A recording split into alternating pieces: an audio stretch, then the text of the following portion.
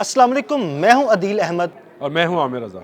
Laser technology वो भी truck mounted, और उस लेज़र टेक्नोलॉजी के ज़रिए लम्हों में दुश्मन का खात्मा, दुश्मन का कोई भी ड्रोन आपकी फ़िज़ाई हदूद में नहीं घुस पाएगा। इस सारे मामले पर आमिर रज़ा से बात करते हैं। आमिर भाई, एक लेज़र टेक्नोलॉजी सामने आई है, वो लेज़र टेक्नोलॉजी किस मुल्क के पास है और उससे दुश्मन के जो जहाज़ हैं या उनके जो ड्रोन्स हैं उनको कैसे तबाह किया जा सकता है? देखिए, पहली बात तो ये है कि दुनिया जो है जंगी जो है आलात में आए दिन नए से नए तजर्बात करती चली जा रही है। ये बिल्कुल एक दिल सब स्टार वॉर जैसा जिस तरह की फ़िल्मों में हमारे बचपन में स्टार ट्रेक फ़िल्म हुआ करती थी, उसका नया वर्जन तो अभी आया है। उसमें बताया गया कि लेज़र के साथ जो है दूसरों के जहाज़ को तबाह किया जाता था। खला में वो लड़ाई हो रही थी, लेकिन ये उतर के आ गई है अब आपके ज़मीन के ऊपर भी, क्योंकि अब लेज़र टेक्नोलॉजी के वेपन्स जो हैं वो आहिस्ता आहिस्ता डेवलप होते चले जा रहे हैं। चाइना ने इस पर बहुत तरक्की की है और चाइनीज़ कुछ वेपन्स जो हैं वो पाकिस्तान भी इस्तेमाल करता है। इसके साथ साथ डायरेक्ट एनर्जी वेपन्स जो हैं, लेज़र वेपन्स जिनको बोलते हैं, इनको ये असल में डायरेक्ट एनर्जी वेपन्स है। एक ख़ास एनर्जी को एक ख़ास सिमत देकर दूसरे अपने ऑब्जेक्ट को जो है पहले डिटेक्ट किया जाता था, अब उसको हिट भी किया जाता है। इसको इस तरह से समझा जाए कि उसमें एक ऐसी बिजली की रो गुजार दी जाती है कि वो जलकर खाकसार हो सकता है, तबाह हो सकता है। उसके बाद अमेरिका का नंबर आता है। अमेरिका ने भी इस पर बहुत काम किया और इस पर मज़ीद काम जारी है। लेकिन जो मुल्क इसमें अब तरक्की कर रहा है वो हमारा अपना इस्लामी मुल्क है, यानी तुर्की जो है उसने वो जिसको आपने कहा कि ट्रक माउंटेड अल्का कपलान जी इसका नाम है, डायरेक्ट एनर्जी वेपन है और ये ट्रक माउंटेड है। बिल्कुल आपने सही कहा, इसको किसी जगह पर भी खड़ा किया जा सकता है और ये अभी इब्तदाई तौर पर 1 मील के फासले से जो है ये अपने जो दुश्मन है, जो ड्रोन हो सकता है, हेलीकॉप्टर हो सकता है, कोई भी ऑब्जेक्ट हो सकता है, उसको निशाना बनाकर जलाकर खाकसार कर सकता है। ये बड़ी दिलचस्प सूरत हाल है कि 1 मील से आप मुराद लें कि अगर इसके सेंसर्स की और इसके रडार्स की बात की जाए तो ये कई मील पहले से अपने अपने टारगेट को लॉक कर लेता है। 1 मील की रेंज में आने पर ये ऑटोमेटिकली विदाउट एनी आप ह्यूमन हैंड ये खुद ब खुद खुदकार तरीके से काम करता है। एआई टेक्नोलॉजी इसमें मौजूद है।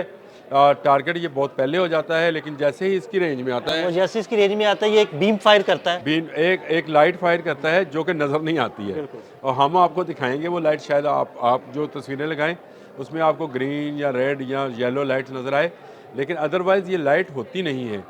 ये रेज़ है और ये खाली रेज़ जाकर अपने दुश्मन को जिसको टारगेट किया होता है उससे टकराती है और उसको टकराने के बाद जला देती है या उसको तबाह कर देती है। ये बिल्कुल ना इसका धमाका है जी, ना इसका बारूद है, इसमें कोई ऐसी चीज़ नहीं होएगी जो शामिल है। देखें, दुनिया जो है ड्रोन टेक्नोलॉजी में बहुत आगे जा रही है। खुद तुर्की भी इसमें बहुत काम कर चुका है। मैंने कंजलीमा पर पूरा प्रोग्राम किया था कि ये क्या बला होगी कि जो एयर टू एयर मिसाइल्स भी फायर कर सकती है और बॉम्ब भी फायर कर सकती है और हज़ारों मीटर की बुलंदी पर रहती है। कल हमने बात की थी अनका पर, हाँ जी, जिस पर पाकिस्तान जो है वो भी काम कर रहा है इनके साथ मिलकर, और वो 30,000 फुट की बुलंदी पर 25 घंटे तक प्रवास कर सकता है। लेकिन इसके साथ साथ दुनिया अब लेज़र टेक्नोलॉजी की पर चली गई है। तुर्की जो है वो ना सिर्फ इसको ट्रक माउंटेड बना रहा है, बल्कि इसको अपनी जो बहरिया की कश्तियाँ हैं, फ़ौजी कश्तियाँ जिनको बोलते हैं, उसमें भी शामिल कर रहा है। तो ज़बरदस्त। इसका मतलब ये है कि आने वाले वक्त में ये आपको लेज़र बीम्स जो हैं या ये डायरेक्ट एनर्जी वेपन्स जो हैं उन कश्तियों में भी नज़र आएंगे और पाकिस्तान भी वहाँ वहाँ से ही हाँ कश्तियाँ जी, वहाँ बनवाता से है। ही बिल्कुल। तो इस हवाले से बहुत सारे सवालात तो मौजूद हैं कि क्या पाकिस्तान ये सिस्टम हासिल करेगा।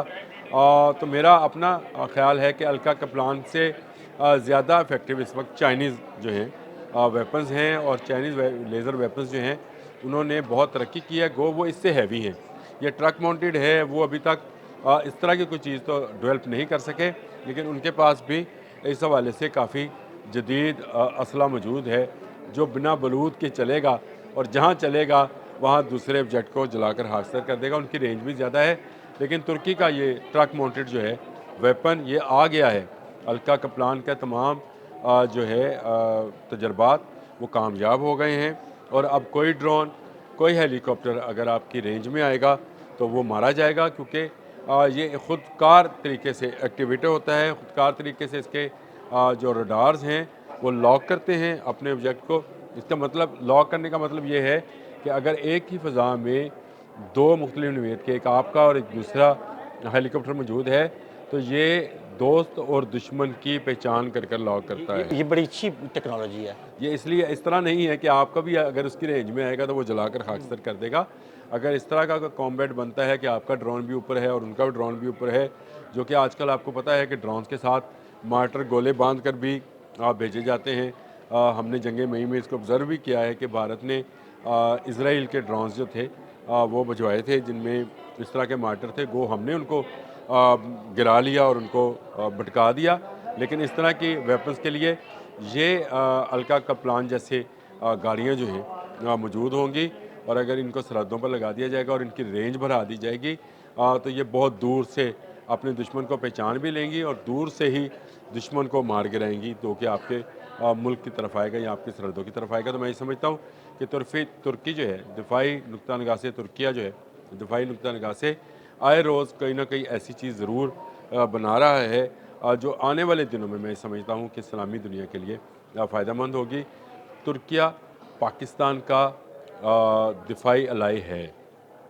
मैंने बात की थी कान जहाज़ के हवाले से, अनका के हवाले से, और यहाँ पर नए ड्रोन्स की फैक्ट्री लगने के हवाले से, जिस ब्लूमबर्ग की रिपोर्ट भी थी उस पर बाकी दुनिया भी अब लिख रही है। तो इसका मतलब ये है कि पाकिस्तान जो है हर वो टेक्नोलॉजी जो तुर्किया डेवलप करना चाहता है उसमें मददगार होता है। और ये बड़ी अच्छी बात है कि दो इस्लामी मुल्क जो हैं मिलकर काम करें तो इस्लाम दुश्मन जितनी क़ुव्वतें हैं उनके ख़िलाफ़ मुकाबला किया जा सकता है। ये कोई ज़्यादा बड़ी बात नहीं है। हम क्योंकि यूरोप, अमेरिका और इस तरह के ममालिक जो कि जिनका इस्लाम से तल्लुक़ नहीं, उनकी तरफ देखते हैं, लेकिन ख़ुद हमारे अपने इस्लामी ममालिक जो हैं जिस तरह से पाकिस्तान है और तुर्की है वो दिफाई नुक्ता निगाह से बहुत तेज़ी के साथ बहुत ज़्यादा टेक्नोलॉजी को जो है डेवलप कर रहे हैं। और ये टेक्नोलॉजी का डेवलप करना जो है ये मैं समझता हूँ कि पूरी इस्लामी दुनिया के लिए जो है एक अच्छी ख़बर है, यानी खुशखबरी है तमाम इस्लामी ममालिक के लिए, चाहे वो मिडल ईस्ट के इस्लामी ममालिक हैं, सऊदी अरब है, पाकिस्तान है, इंडोनेशिया है, और इंडोनेशिया के प्रेसिडेंट भी आए हुए हैं पाकिस्तान आजकल।